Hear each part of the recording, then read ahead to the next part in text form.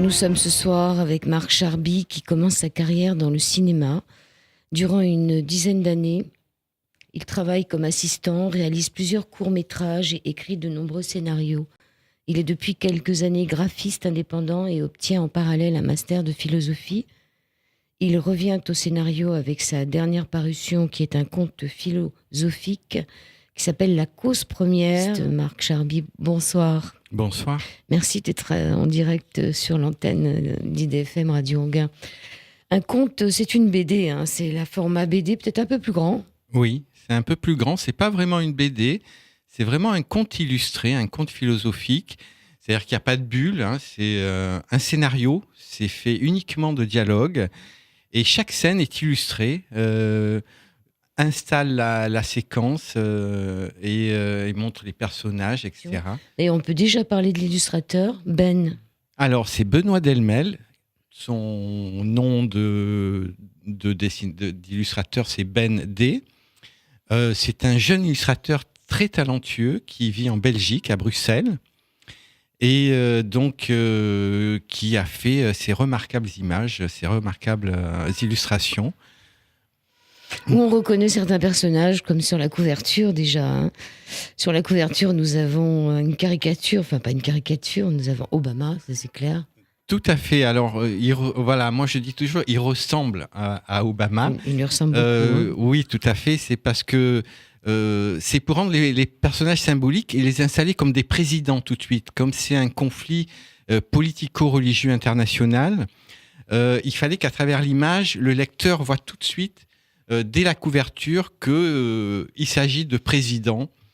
Voilà. Est-ce que vous pouvez nous définir la couverture quand même? Elle est choquante. Elle est un peu choquante, effectivement. Elle est symbolique de cette histoire qui est une guerre de la théologie contre la philosophie. Ça se passe en 2066, 20 ans après la guerre nucléaire de 2039-45, qui a divisé le monde en 3 continents. Alors en Europe, il y a la Nouvelle Trinité qui règne à Jérusalem et qui est une association des 3 religions monothéistes. C'est une démocratie théocratique qui est parvenue à une paix durable entre les 3 religions. Parmi eux, il y a une secte des Zélotes dont on aperçoit le chef en haut à droite de l'illustration avec derrière lui le symbole religieux de la Trinité. Et c'est lui qui décide de relancer la guerre contre le continent humaniste en Amérique en attaquant le site nucléaire de Masada. En bas, à gauche, on voit le président de la justice avec la ministre de la philosophie juste derrière lui et le symbole de l'humanisme qui est représenté par l'homme de Vitruve, dessiné par Léonard de Vinci, et la phrase du philosophe Protagoras, l'homme est la mesure de toute chose, qui est un petit peu le symbole de l'humanisme, c'est-à-dire de la dimension humaine de la culture et non pas divine. D'ailleurs, exposer cette nouvelle société humaniste d'un point de vue social et spirituel, c'est le véritable objet de cet album. Et au centre de l'image, on voit l'explosion de Masada, qui est donc au cœur de cette histoire. Alors, les Zélotes est une secte qui a réellement existé au début de notre ère et qui s'est révoltée contre les Romains en l'an 66 en attaquant la forteresse romaine de Masada à Jérusalem. Et donc, dont l'instigateur, qui s'appelait Ménahem, est passé à un moment comme le Messie a été cru, comme le Messie des Juifs à cette époque-là. Et donc toutes les dates sont symboliques et elles nous suggèrent une sorte d'éternel retour de l'histoire. Américaine. Voilà, alors c'est symbolique, hein, c'est pas forcément l'Amérique. Hein. Moi je considère par exemple qu'en Europe on est beaucoup plus humaniste qu'en Amérique. Hein. En ce moment. En ce moment, oui. Et donc, et surtout en France. Hein, et donc, c'est vraiment symbolique. C'était une façon de traiter de façon un petit peu caricaturale, si on peut dire, de séparer les 2 continents, les 2 systèmes de pensée, et de les mettre côte à côte pour voir comment chacun des 2 fonctionne. Voilà, donc ceux qui vont être arrêtés, alors ils vont faire un attentat à Masada, qui Oui, se trouve en Qumran. Amérique. Ah oui, à Masada ou à Qumran? Alors, oui, leur secte se trouve à Qumran, qui était une secte aussi Au bord de la mer Morte. au bord de la mer Morte. Et l'histoire, il y a 2000 ans, c'est que les Zélotes ont attaqué une forteresse romaine qui s'appelait Masada. Là, dans ce conte, c'est une forteresse qui se trouve en Amérique, un petit peu à l'écart de New York. Et donc, c'est juste une façon de reprendre des thèmes anciens, de les renouveler, et avec des nouveaux dialogues, de les rendre plus modernes, mais qu'on sente quand même que ce sont des choses qui se répètent, qu'à chaque fois qu'on se trouve devant une situation semblable, on a des comportements à peu près semblables. Et c'est ce qui fait que l'histoire se répète régulièrement. Et c'est ce que veulent faire les humanistes, c'est essayer de sortir de ces comportements stéréotypés, instinctifs, pour développer de nouvelles valeurs, une nouvelle spiritualité. C'est ce qu'on découvre peu à peu à travers l'aventure. Et c'est quand même une aventure, hein, c'est-à-dire qu'il y a de l'action, ça bouge. Ça bouge, il y a de l'amour aussi. Il y a de l'amour aussi. Il n'y a pas trop de haine. Non, il n'y en a pas. Même les trois religions, en fait, elles s'entendent très bien à Jérusalem, au sein de la Nouvelle Trinité. C'est une sorte de démocratie où donc il y a les chrétiens avec catholiques et protestants, il y a les musulmans avec les chiites et les sunnites, et il y a les juifs avec deux catégories, une qui est l'église des Zélotes et l'autre l'église des sunnites, de Moïse. Et c'est au sein de ces deux communautés juives, il y en a une qui va se séparer pour essayer de renverser la domination chrétienne, pour imposer leur propre vision de la théologie et de Dieu. D'accord. Donc, qu'est-ce que c'est qu'être humaniste alors ? Alors, être humaniste, une des premières définitions qu'on peut donner, c'est de penser que l'homme est un animal un peu spécial, qui s'est développé par rapport aux autres animaux en développant une conscience réflexive. On ne sait pas trop comment. On peut imaginer que c'est grâce à deux organes qu'il est arrivé à faire ça. Les deux organes, ce sont les mains qui lui permettent de faire des outils, de fabriquer des outils et de répéter des expériences, et un langage articulé qui permet de transmettre les expériences. C'est sans doute les deux conditions premières qui ont permis à cet animal humain de devenir un homme, de sortir de la nature et de l'animalité pour donc devenir un homme. Et être humaniste, c'est vouloir prolonger on va dire cette qualité de produire de la conscience à travers l'éducation, la connaissance, la philosophie, puisque cette société humaniste, elle est dominée par la philosophie, et j'ai essayé de montrer comment la philosophie pouvait remplacer la théologie, en comparant les deux systèmes, puisque les prisonniers vont, eux, expliquer leur point de vue, et ils seront faits prisonniers, et donc ils vont subir une sorte de déradicalisation. De lavage de cerveau, on peut dire. Alors, pas du tout. Ah bon ? Non, pas du tout. C'est pas un lavage de cerveau qu'ils vont subir. Ils vont subir, comment dire ? On va leur apprendre les valeurs humanistes, et on va leur apprendre à travailler sur eux-mêmes. On ne va pas les mettre en prison. Ils vont être dans un centre d'éducation émotionnelle. Le but des humanistes, c'est d'arriver à réduire les émotions négatives et à produire des émotions positives. Le but de l'humanisme, c'est d'abord... Alors, ils sont soumis à 5 devoirs, les humanistes, et toute leur société est basée sur comment arriver à les faire progresser. Justice, amitié, liberté, c'est leur devise. Alors oui, c'est leur devise qui ressemble un peu à liberté, égalité, fraternité. Mais c'est un peu différent et pas dans le même ordre hiérarchique, puisque la liberté vient en 3e position et pas en premier. C'est la justice qui est première et qui remplace l'égalité. C'est pourquoi ils ont un président de la justice. La justice, c'est un concept un peu au contour flou. C'est difficile à définir exactement, car il évolue sans cesse en fonction des situations. C'est la situation qui détermine ce qui est juste ou pas de faire. Et c'est pourquoi nous avons des juges qui évaluent les situations avant d'appliquer une sanction. Les humanistes ont un ministre de la philosophie qui est chargé de réfléchir avec son équipe aux problèmes éthiques du moment, à ce qui se présente à leur époque. Mais dans la vie quotidienne aussi, il faut avoir un esprit juste pour évaluer comment se comporter dans telle ou telle situation professionnelle ou familiale. Et avoir un esprit juste, c'est arriver à se transformer soi-même pour passer d'une psychologie basée sur l'avoir plus, comme la possession ou la consommation, à une psychologie basée sur l'être plus, qui consiste à augmenter son niveau de conscience par la connaissance, par les arts, et augmenter notre bien-être par notre attention relationnelle, qu'il s'agit de comprendre avec finesse. Et puis enfin, il y a l'amitié, qui est un concept qui me paraît plus juste que celui de fraternité. Pour régir les rapports entre les personnes ou entre les États, la fraternité ne s'applique souvent qu'à un petit groupe d'individus qui ont des rapports étroits entre eux. C'est d'ailleurs un concept qui est dérivé des religions. L'amitié me semble plus adéquate et plus facilement atteignable.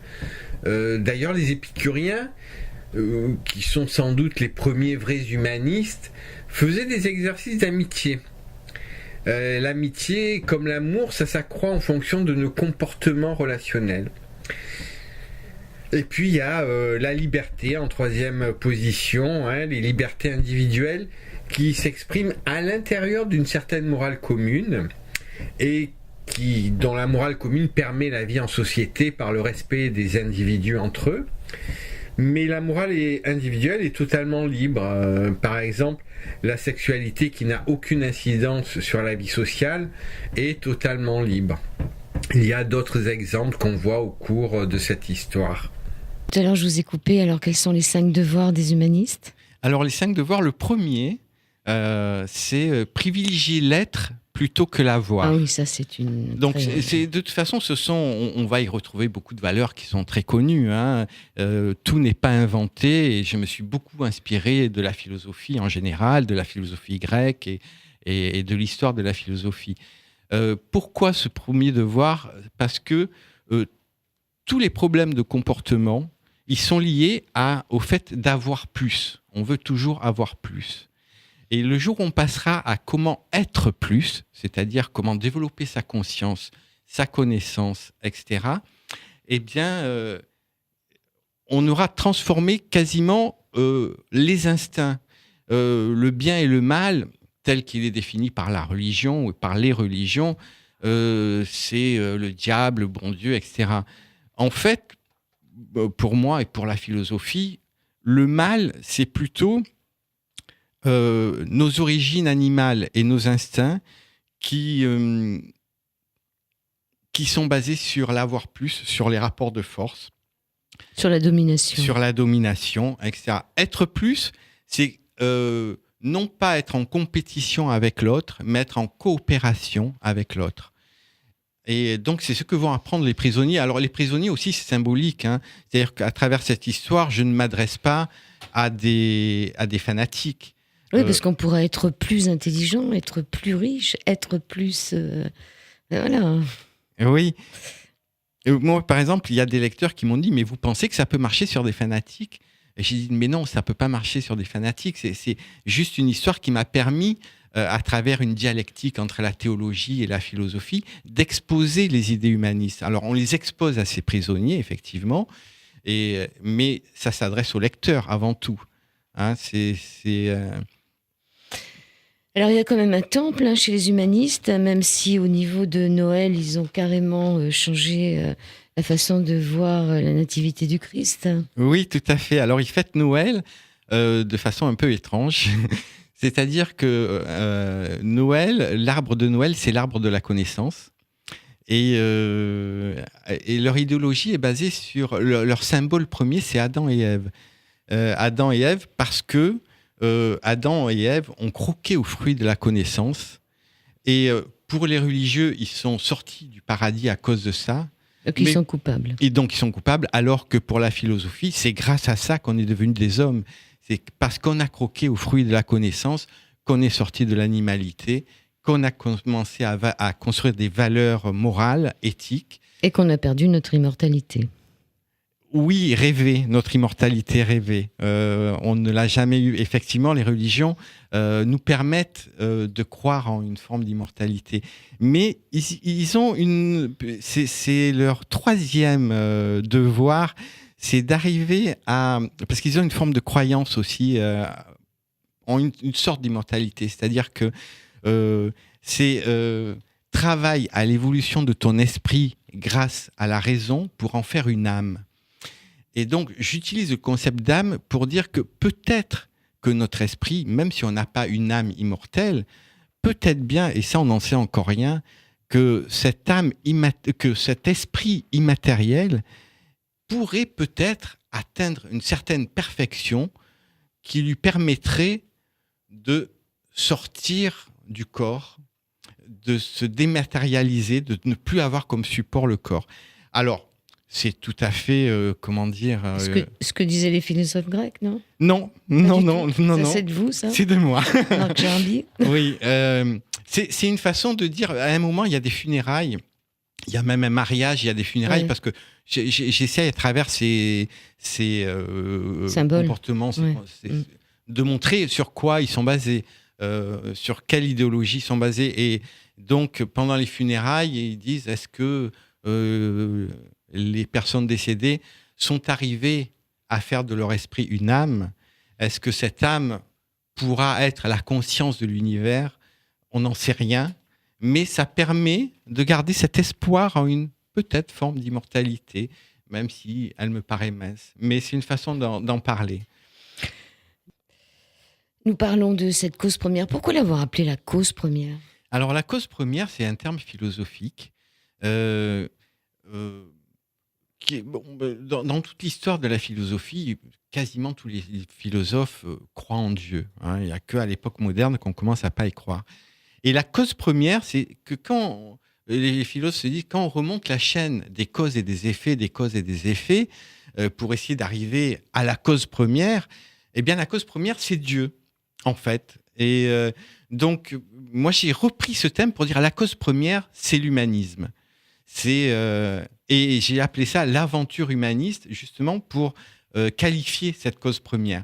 C'est-à-dire comment partir dans une aventure humaniste qui nous permette de sortir des croyances, de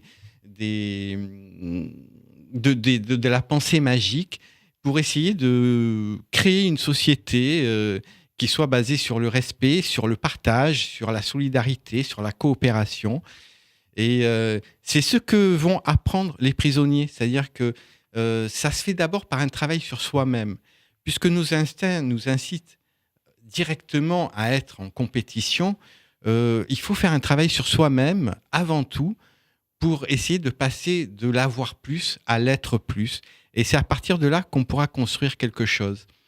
Et donc, à ces prisonniers, je disais tout à l'heure, c'est pas un lavage de cerveau parce que on leur promet la liberté à la fin de cette éducation émotionnelle et on ne va rien leur imposer. C'est-à-dire, on va leur apprendre à travailler sur eux-mêmes, à faire une sorte d'autothérapie. On va leur apprendre la technique et ça sera à eux, après, de savoir s'ils veulent l'appliquer ou pas. Et à la fin de cette éducation émotionnelle, comment passer des émotions négatives aux émotions positives, ils vont avoir le choix soit de rentrer à Jérusalem ou en Europe, soit de rester sur le continent humaniste. Donc, c'est pas un lavage de cerveau, c'est un choix qu'on va leur donner à la fin. Alors bon, ils ont le choix, mais il y a quand même ce truc, cette partie initiatique avec la salle du labyrinthe, oui, où on les enferme et c'est quand même pas gentil, mais gentil. Non, alors effectivement, ils subissent. Alors un des prisonniers a eu une sorte de crise mystique pendant l'attentat, où il a vu un de ses copains, qui était le chef donc du commando, mourir et réapparaître tel Jésus, monter au ciel. Il voit son âme monter au ciel et du coup, ça déclenche chez lui une crise mystique. Et quand ils le reçoivent donc au centre d'éducation émotionnelle, ils veulent arriver à supprimer cette émotion, à lui faire retomber, disons, cette émotion forte qui le fait un petit peu délirer. Et pour ça, effectivement, il lui donne des drogues, à un moment, des drogues hallucinogènes, pour qu'il s'habitue à Avoir ces démons. avoir ces démons, qu'il puisse comprendre qu'on peut avoir des hallucinations aussi bien sous une forme d'une scène choc qu'avec un traitement médicamenteux. Et donc, on veut qu'il s'habitue à comprendre que ce qu'il a vu, c'est simplement ce qu'il a projeté lui-même à travers une scène extrême, une scène choquante où il a vu son ami mourir. Donc, il y a des cours, hein, ils ne sont pas enfermés, mais ils sont dans une espèce de... Ils sont pas dans une prison, mais ils ne peuvent pas sortir quand Ils même. ne peuvent pas sortir, effectivement. Donc, il y a des cours. Et donc, à la page 61, il y a ces mathématiques humanistes avec une drôle de pendule. Moi, j'avoue franchement que je n'ai rien compris. Alors, effectivement... ils sont passés à un système duodécimal. C'est un système qui existe déjà, c'est-à-dire qu'au lieu d'avoir 9 unités, à faire des paquets de 10 avec 9 unités, ils ont 11 unités. C'est-à-dire on compte jusqu'à 9 et puis il y a 2 autres unités avant d'arriver aux 10. Alors pourquoi ? Parce que en fait, on compte jusqu'à 10 parce qu'on a 10 doigts. Mais on peut se demander si le fait de compter jusqu'à 10, est-ce que ça nous permet de mieux comprendre la réalité qui nous entoure ou pas ? Et il y a beaucoup d'astrophysiciens qui travaillent souvent sur la mécanique quantique, sur l'infiniment petit, qui se rendent compte que, en fait, si on fait des paquets de 12, eh bien, on peut diviser plus facilement par 3, plus facilement par 4, plus facilement par 2, et il n'y a pas des demi. Voilà, par exemple, si on divise par 2, ça fait 6, ça ne fait pas 5. Après, donc, il y a des cours d'économie aussi, Oui. c'est très pyramidal. Oui. Sur la pyramide des salaires, c'est important. Donc, Oui. peut-être aussi le fait d'avoir un salaire. Donc, il en est question dans ce livre, il commence à en être question un peu partout, tout du moins en Europe, je ne sais pas, dans les autres continents, de ce salaire qui serait donné à chacun. Oui, mais là, il y a un salaire minimal qui serait donné à chacun, mais il y a aussi un salaire maximal. Oui. Donc ça, on n'en parle pas encore. Non, c'est bien dommage. On n'en parle pas encore. Et à côté de ça, il y a la pyramide des besoins. A été élaboré par le docteur Maslow et qui est en correspondance avec la pyramide des salaires. Les 2 premiers niveaux, à la base, correspondent aux besoins primaires, les besoins psychologiques et les besoins de sécurité qu'une société humaniste doit satisfaire pour tous ses citoyens, surtout les plus modestes, comme les étudiants, les retraités ou les chômeurs. Mais en échange de ce revenu minimum, pour ceux qui ne travaillent pas, on leur demande de suivre une formation à mi-temps dans une école libre et gratuite de leur choix. Cette société considère que la matière grise est la matière première d'une société, qu'il faut produire de la matière grise ou de la conscience pour élever le niveau social général. Dans la pyramide des salaires, il y a 6 niveaux de vie, et le 3e et le 4e représentent la classe moyenne. Elle doit être la plus importante possible, parce que c'est en quelque sorte le thermomètre de la justice sociale. Plus la classe moyenne est importante, et plus la société est égalitaire et juste. On voit bien qu'en Occident, l'ultralibéralisme a cassé la classe moyenne et a creusé l'écart entre riches et pauvres, qui est passé de 1 à 400, alors qu'il était de 1 à 20 il y a encore 50 ans. Et d'ailleurs, dans ce conte philosophique, les hommes politiques qui s'engagent dans la vie publique au service des autres n'ont pas le droit de dépasser ce salaire moyen.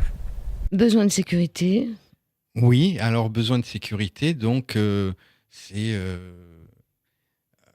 avoir un toit, c'est avoir une justice sociale, c'est même Avoir la si paix. avoir la paix, et que voilà, même si les salaires ne sont pas les mêmes, qu'on ait une sorte de confiance qui est la confiance qui s'installe entre les citoyens. Et ça aussi, c'est le ciment social, c'est la confiance. La confiance, ça permet à la fois les échanges économiques, mais aussi les échanges émotionnels. L'amitié, l'amour, tout est basé sur la confiance. Et les échanges économiques aussi. S'il n'y a pas de confiance dans les échanges économiques, tout se passe mal. Donc là, c'était 3 besoins qui sont dans l'avoir, hein, puisque tout Oui. ça, c'est de l'avoir. Et après, les besoins secondaires qui sont dans l'être. Il n'y en a que 2. Les besoins d'estime, Oui. d'estime de soi ou Oui, d'être tout à estimé. fait. Et les besoins de réalisation, c'est avoir l'impression d'avoir fait quelque chose sur cette terre. Exactement. Les besoins d'estime ou de réalisation personnelle ne sont pas directement reliés à plus de revenus, mais ils dépendent du travail qu'on accomplit sur soi-même ou à travers la société.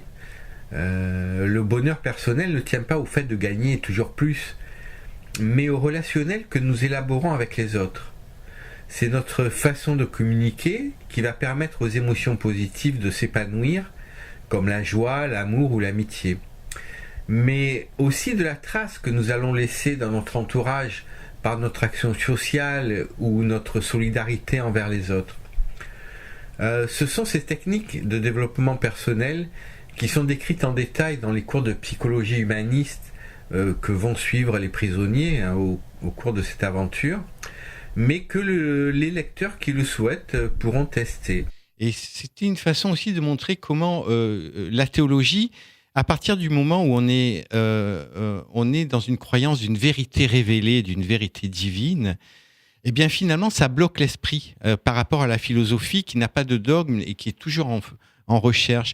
Si on a vraiment la croyance qu'on a la vérité révélée par Dieu, on n'a plus besoin de chercher ailleurs, et tout ce qu'il nous reste à faire, c'est à l'imposer aux autres finalement, puisqu'on est au sommet de la vérité et qu'on ne peut pas faire mieux que Dieu finalement. Et voilà, c'est un petit peu... Il y a aussi un combat avec l'image de Dieu, c'est-à-dire qu'à un moment, il y a le procès de Paul, qui est... Alors c'est un procès qui a existé après la mort de Jésus. Saint Paul a été mis en jugement, qui est Saint Paul qui a lancé finalement la religion chrétienne. Il est passé en jugement à Jérusalem, où on lui a dit mais non, Jésus il a parlé que pour les Juifs, il n'a pas parlé pour les autres, et donc tu n'as plus le droit de t'exprimer. Et finalement, quand Jérusalem a été détruite par les Romains, c'est lui qui a fondé la religion chrétienne. Et là, j'ai repris ce thème-là, mais c'est dans un dialogue entre Saint Paul. Finalement, il reprend les idées de Spinoza, c'est-à-dire qu'il pense que Dieu, c'est la nature, Dieu, c'est la globalité. Et on le met en procès parce qu'on lui dit non, Dieu, c'est le créateur du monde, ce n'est pas le monde. Et donc, voilà, il y a ce procès-là qui se met. Et puis, ils sont contre les humanistes qui, eux, ont inversé la métaphysique. C'est-à-dire qu'ils ne croient plus en l'infiniment grand divin, mais ils pensent que c'est dans l'infiniment petit et dans l'émotion de l'infiniment petit qu'on trouve l'équilibre. Les concepts, quand on commence à s'investir émotionnellement dedans, ils deviennent des émotions. Par exemple, le nationalisme, c'est sorti de l'idée de nation. Et ça rend les gens, du moins certaines personnes, un peu dingues, et qui sont prêts à mourir, à tuer pour une forme de nationalisme. Et donc, on voit que certains concepts, quand on les investit émotionnellement, ils peuvent devenir une forme de fanatisme ou une forme d'émotion. Et les humanistes, dans cette histoire, dans ce conte, pensent que le point d'équilibre, si on s'investit émotionnellement sur ce concept de point d'équilibre, eh bien, on arrivera à produire des émotions positives. Aussi sur l'homme de Vitruve, parce que je vois que le temps passe. Oui, alors... Très intéressant. L'homme de Vitruve, donc, c'est un dessin de Léonard de Vinci. C'est cet homme avec les bras en croix. Tout le monde le connaît. Voilà, et qui donne... Alors, c'est la base de la croyance humaniste, c'est que l'univers ne se donne pas sous forme mathématique, mais c'est nous qui le comprenons avec nos propres mesures, c'est-à-dire que c'est notre conscience qui mesure l'univers, qui mesure les choses avec nos 10 doigts ou nos 12 doigts, Avec nos yeux. avec nos yeux, effectivement, et avec notre pensée, mais on ne saura jamais si les lois logiques de notre esprit correspondent aux lois logiques de l'univers. On peut supposer que oui, plus ou moins en tout cas, mais on n'est pas capable de le voir tel qu'il est réellement, mais on en voit sûrement une petite partie. C'est un débat philosophique qui divise les philosophes entre les réalistes et les idéalistes. Dire l'homme est la mesure de toute chose, ça veut dire que c'est pas Dieu qui nous a fait à son image, mais que c'est nous qui avons fait Dieu à notre image. Finalement, au sein de l'ONU, tout ce conflit politico-religieux va se résoudre au sein de l'ONU avec la libéralisation de l'image de Dieu, où on va dire chacun a le droit d'avoir l'image de Dieu qu'il souhaite. Et on n'a pas à l'imposer à qui que ce soit. Donc on libère Paul, on libère le Dalai Lama, sous la colère d'ailleurs des Chinois. Donc le mot humaniste, il date de quand ? Alors le mot humaniste, il a changé au cours de l'histoire. Au IIIe siècle, on parle des humanités, qui est un retour à la pensée des philosophes grecs, à une relecture de leurs textes. Puis au XVIe siècle, c'est Érasme qui défend le libre arbitre dans la pensée catholique contre la réforme protestante qui pense que tout est prédéterminé par Dieu et que le libre arbitre n'est qu'une illusion. À cette époque, Érasme est considéré comme le prince des humanistes, qui nous dit que l'homme ne naît pas homme, mais qu'il le devient. Au XVIIe siècle, tous les philosophes mènent le triple combat de l'humanisme, qui est augmenter l'éducation, réduire les religions et faire une politique basée sur l'amour du peuple et le pacifisme. Ensuite, un siècle plus tard, au XVIIIe, c'est le siècle des Lumières, où la raison est remise en avant contre les superstitions et les croyances magiques. Les humanistes de la Renaissance sont des hommes de science. C'est aussi le siècle des droits de l'homme qui installe véritablement l'humanisme et qui l'universalise. Cette période, c'est d'ailleurs pour moi notre véritable identité européenne. C'est notre drapeau, c'est notre spécificité. Et personnellement, je trouve bien pauvres tous nos débats actuels sur l'identité française. Et puis ensuite, on a au XXe siècle, c'est le mouvement de l'humanisme moderne.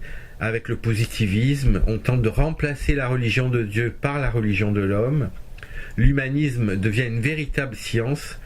Et c'est la maxime « change-toi toi-même et tu changeras la société » qui nous pousse à agir en utilisant les techniques de développement personnel, la psychologie positive et l'autothérapie. Est-ce qu'il y a un parti humaniste ou une filière humaniste ? Est-ce qu'il y a des humanistes célèbres ? Ce sera la dernière question. Alors, à notre époque, là. Malheureusement, en politique, il n'y a pas d'offre humaniste. Mm-hmm. Certains, de gauche comme de droite, se disent humanistes, sans vraiment définir ce qu'ils veulent dire par là. On peut dire que quand on est solidaire socialement, on est plus humaniste que quand on est ultralibéral. Mais il n'y a pas un humaniste qui ressort par rapport aux autres qu'on pourrait dire non. À notre époque, je pense que c'est une idée qui est en construction pour le futur et que chacun amène sa petite pierre pour construire cette nouvelle société humaniste. Il y a même des économistes, il y a des philosophes, il y a des tas de gens qui travaillent là-dessus. Il y a des mouvements humanistes qu'on retrouve sur Internet, de libre pensée, etc. Pour l'instant, il n'y a pas d'offre politique, mais peut-être bien qu'un jour, il y en aura une. On verra bien. Bon, merci Marc Charby. La cause première, merci beaucoup d'être venu sur l'antenne d'IDFM. Mais merci de m'avoir reçu. Une phrase humaniste ? Une citation humaniste ? La première qui me vient, c'est « L'homme est la mesure de toute chose ». Et pourquoi pas l'infiniment petit vous salue. Merci à vous. Merci.